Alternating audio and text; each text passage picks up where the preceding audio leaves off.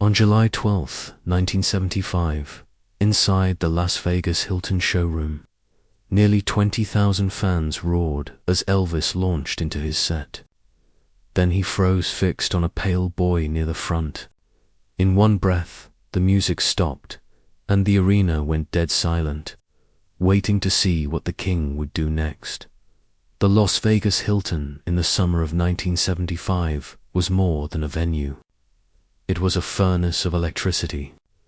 Neon bled across the night sky, gambling floors hummed, and inside the main showroom a flood of humanity pressed forward, ticket stubs clutched like gold. Nearly 20,000 filled every seat and aisle. Cigarette smoke curled like a haze above the heads, mingling with the perfume of women in sequined gowns and the cologne of men who had traveled from states away. The chandeliers rattled as the crowd chanted one word Elvis. At 9:08 p.m., the house lights dimmed. A deep rumble swept the room as if the earth itself trembled. And then he appeared.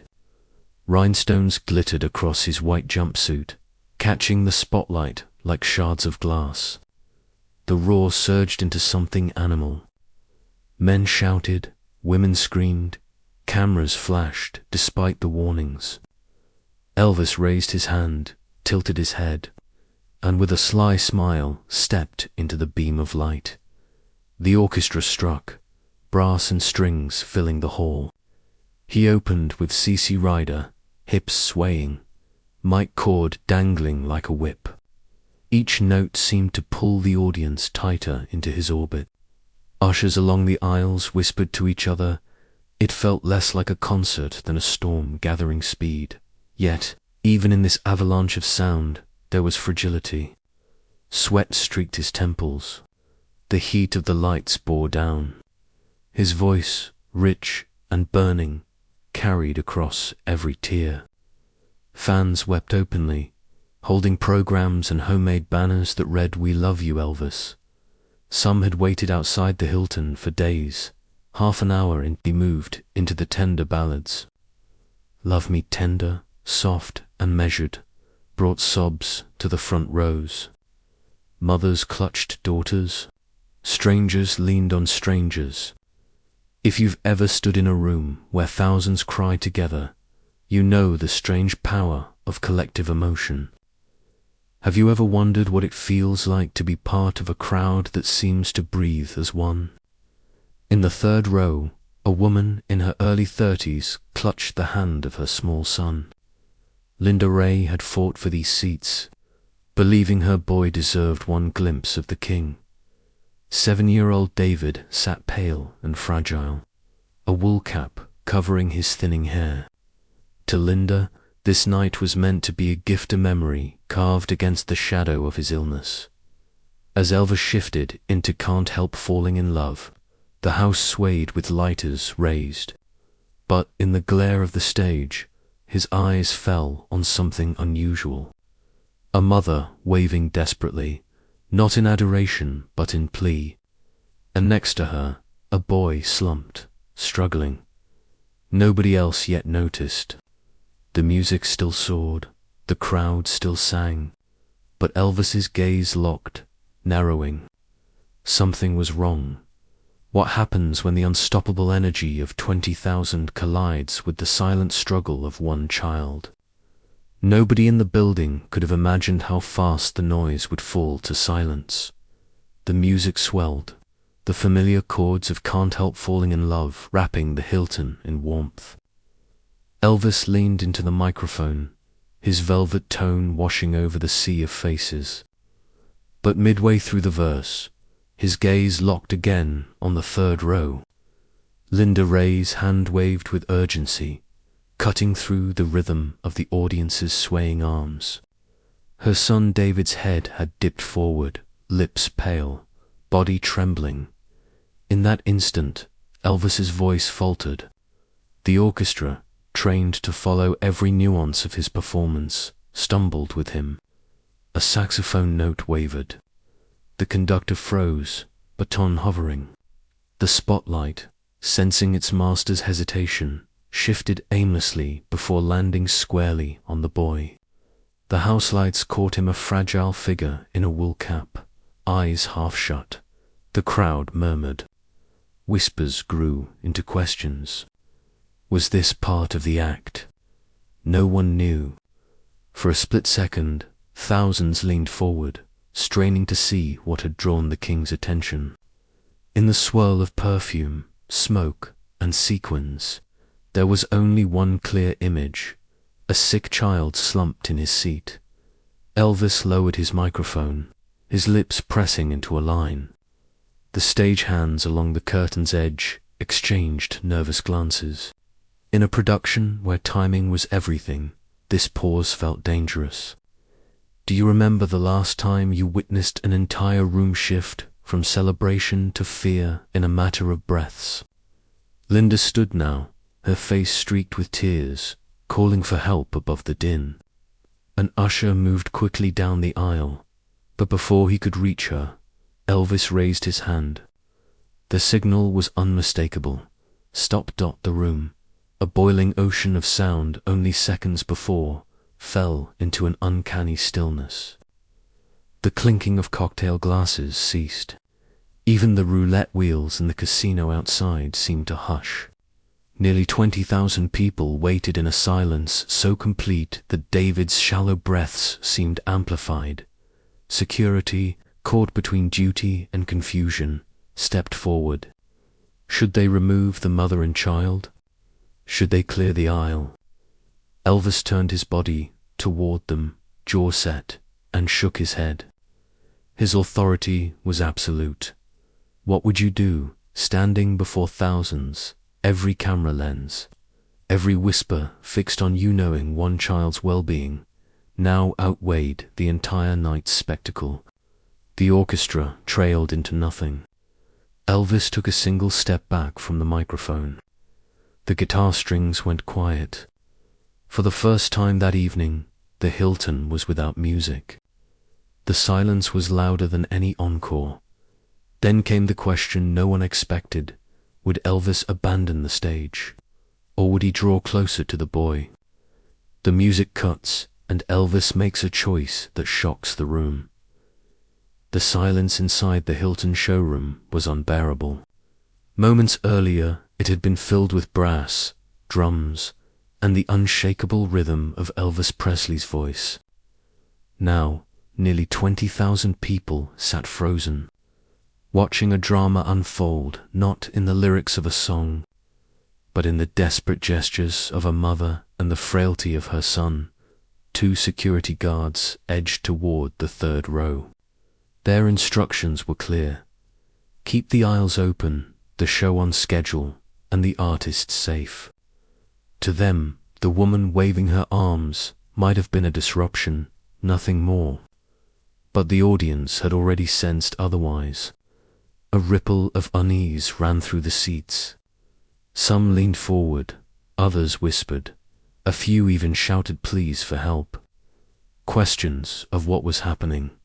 Elvis watched, his brow furrowed. He was no stranger to chaos during concerts: fans fainting, crowds surging, the occasional scuffle, but this was different. He could see the boy's shallow breathing, the way his mother clutched him as if she might lose him in that very moment. The singer's grip tightened on his microphone, then loosened. Slowly, deliberately, he lowered it to his side. The guards reached the edge of the row. One gestured toward Linda Ray, motioning her to step out so they could escort her and the boy away. But before she could move, Elvis raised his hand again, an unmistakable command. Wait. The word wasn't sung, it wasn't amplified. It was spoken, firm and sharp, and though it carried no microphone, it rolled across the showroom like thunder. Every head turned. The audience felt the shift. The king was taking charge. Would you have the courage to stop an entire machine of security, staff, and performance schedules just to honor a stranger's moment of need? The conductor lowered his baton. Musicians rested their instruments in their laps, eyes darting between one another. Some fans began to weep quietly, sensing that what was happening was unscripted, fragile, and profoundly human. The contrast was almost unbearable. Minutes ago, they had been screaming lyrics together. Now they sat in reverent, fearful silence. Elvis stepped forward to the edge of the stage. His boots clicked against the wooden boards, each step echoing. The spotlight followed, framing him in white against the dark sea of the crowd. He crouched slightly, scanning the faces until he locked eyes with Linda. Their gaze held, hers pleading. His steady dot security hesitated, unsure. One looked to the stage manager at the wing. The manager's arms flailed in uncertainty, silently asking whether to pull Elvis back into the program. But Elvis didn't glance their way. Instead, he pointed directly to the boy and beckoned. "Bring him here," he said, his voice heavy with conviction. A collective gasp swept the Hilton. Rules were broken in that instant. Ushers scrambled to clear a path. Fans stood, not in protest but in awe, craning their necks as if to witness a miracle. Some held their breath, others whispered prayers. How often does a concert transform into something more, into a scene that etches itself into memory for life? Linda clutched David, guiding him slowly down the aisle as the crowd parted. The boy's steps were weak, his small body leaning into her. Elvis extended his hand from the stage, his white scarf swaying, rhinestones glinting. The moment seemed to stretch endlessly. Would the boy make it? Could Elvis reach him? By the time Linda reached the foot of the stage, tears streaked her face. David looked up, his eyes fluttering. Elvis bent lower, arm extended. The audience could see the tremor in his fingers, not from fear, but from the weight of responsibility. He was not the performer now. He was a man choosing compassion in front of the world. The guards stepped closer, perhaps to intervene, but Elvis shot them a glance that stopped them cold. It was a look that said, "This boy matters more than your rules." And then, in an act that would be retold for decades, Elvis Presley descended from the stage, rhinestones shimmering as he stepped into the crowd. Gasps erupted, followed by a hush so absolute it was as though the Hilton itself had stopped breathing. The king himself steps off the stage, breaking every performance protocol. The sight of Elvis Presley leaving the safety of the stage was almost unthinkable. Fans gasped, ushers froze, and security hovered at the edges of the aisle, their training useless against the force of his decision. He moved slowly, deliberately, each footstep echoing in the hushed hall. For the first time in the night, there was no music, only the sound of one man walking toward a child. Linda Ray held her son tightly as Elvis reached her. He crouched down, rhinestones flashing in the low light, and looked into David's eyes. The boy's breaths were shallow, his skin pale, but he managed to lift his gaze. Elvis set the microphone aside, resting it carefully on the edge of the stage. Without amplification, his voice softened into intimacy. "Son, you all right?" The audience leaned forward, straining to hear words meant for one boy. In a hall that had moments earlier held 20,000 voices, silence reigned. Have you ever felt a silence so deep it feels sacred, like a collective prayer binding strangers together? That was the silence now. Elvis placed his hand gently on David's shoulder. The boy trembled, but didn't pull away. The king's own breath caught in his chest, visible in the brief pause before he spoke again. "You're strong," he whispered. "I can see it." Security lingered, restless. Stage managers whispered from the wings, calculating the cost of this disruption. but the crowd had already chosen its side. A ripple of approval, soft at first, grew louder sniffles, murmured encouragement, and scattered cries of, "We love you, Elvis." It was as if the entire audience had become guardians of this fragile moment. The spotlight dimmed slightly, framing not the grandeur of a performance, but the intimacy of human contact. Elvis reached up and tugged the white silk scarf from around his neck. For fans, these scarves were trophies, symbols of devotion he tossed from the stage each night. Tonight, he didn't toss it. He draped it gently across David's shoulders, lowering his head as if in blessing. The boy clutched the scarf with weak fingers. Tears streamed down Linda's cheeks, and she whispered, "Thank you." Short bursts carried the weight of the moment. He kneels, he whispers. The crowd freezes. Would you have believed that the king of rock and roll could turn 20,000 strangers into witnesses of a single act of compassion?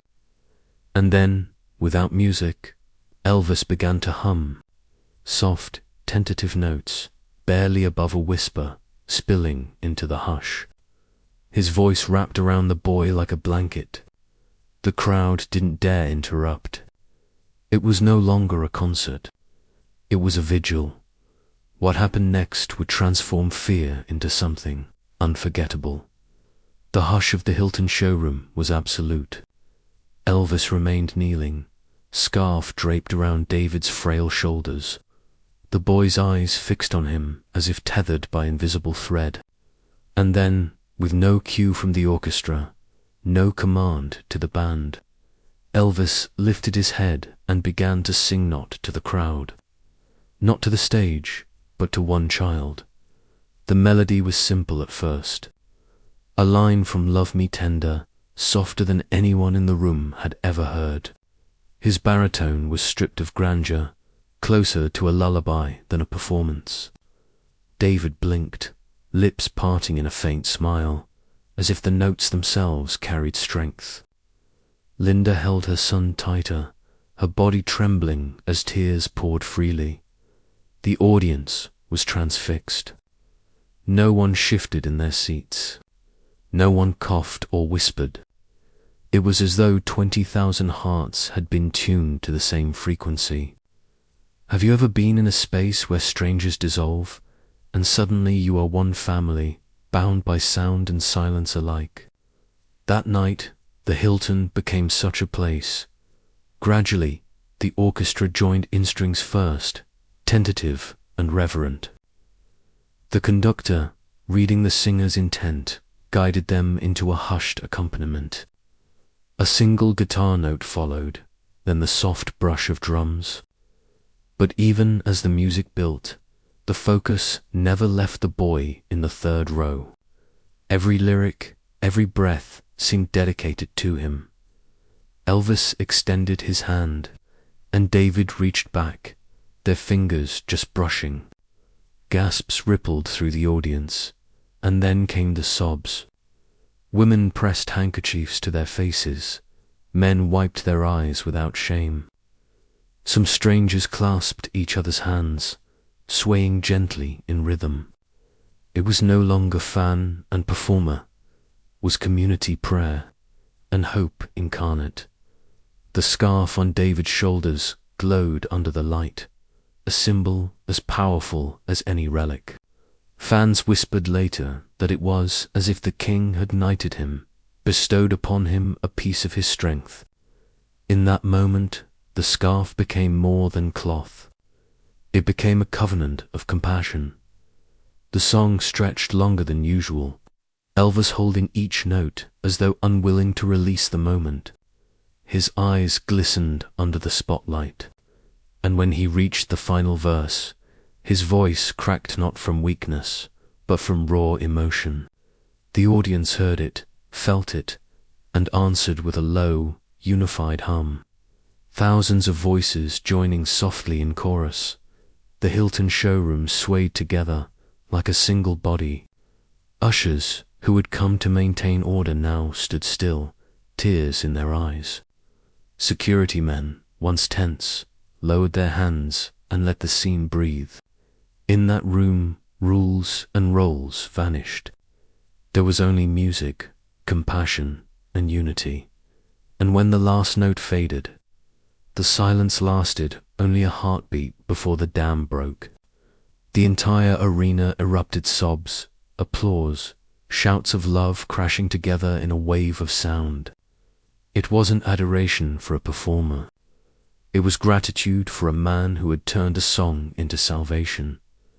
By the final note, the arena explodes in sobs and applause. Long after the ovation subsided, the Hilton showroom buzzed with a strange mixture of awe and disbelief. Fans left the theater whispering not just about the set list or the rhinestones, but about the moment when Elvis Presley stopped the show for a sick child. In hotel bars and casino lobbies, strangers replayed the scene to one another as if confirming it had truly happened. Bootleg tapes began to circulate within weeks. Grainy recordings captured the sudden halt in the music, the faint hum of Elvis singing directly to David, and the thunderous sobs that followed. These tapes became treasures, traded quietly among fans who swore it was the most human moment of the King's career. Local newspapers picked up the story. One headline read, "Elvis turns concert into chapel for ailing boy." Reporters described how an audience of 20,000 was transformed into a congregation, noting that even hardened security men were seen wiping their eyes. A Hilton usher, later interviewed, said, "I'd worked hundreds of shows, but that was the night the noise became prayer." For Linda and David, the aftermath was just as moving. Within days, they received a package from Graceland, photographs signed by Elvis. A personal note scrawled in blue ink, "Stay strong, little man. You've got a friend in me." Linda kept the note pressed between Bible pages for the rest of her life. Years later, David himself spoke of that night, recalling how the scarf became his talisman. "Every time I held it, I remembered I wasn't alone," he said in an interview. Fans who met him described the quiet pride with which he carried that gift, as though it were armor. The legacy didn't end with him. In Memphis, a small plaque was eventually placed outside a fan museum, commemorating the night Elvis stopped the Hilton show for compassion. Visitors paused before it, reflecting on how a global star could choose one boy over an empire of expectation. Even decades after Elvis's passing, the story continues to ripple outward. Fans tell their children, books include the anecdote, and documentaries replay the bootleg audio. The memory is preserved, not as spectacle, but as a lesson. Greatness isn't measured by the songs you sing, but by the hearts you touch. Even in death, Elvis's choice keeps echoing in unexpected places. Fame often builds walls. Spotlights separate artist from audience. Bodyguards keep distance, and schedules demand that nothing interrupts the show. Yet, on that July night in 1975, Elvis Presley chose to break every barrier. He placed compassion above performance, reminding the world that true greatness isn't found in encores or ticket sales, but in human connection. The Hilton audience left changed. Some would recall that they hardly remembered the set list at all. The moment the king of rock and roll knelt beside a fragile boy and gave him the night's most valuable gift, present. Have you ever considered what legacy you'll leave, not in accomplishments, but in acts of kindness witnessed by others? David Ray carried the scarf with him for years, its white silk worn thin from touch. Linda cherished the note Elvis had written, reading it aloud on hard days. For them, it wasn't just memorabilia, it was proof that compassion from one man could ripple through a lifetime.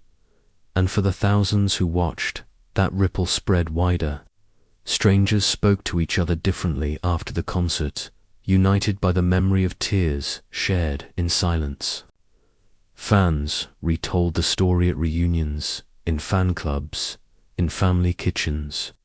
With each telling, the legend grew not of Elvis, the superstar, but Elvis, the man who stopped time to comfort a child.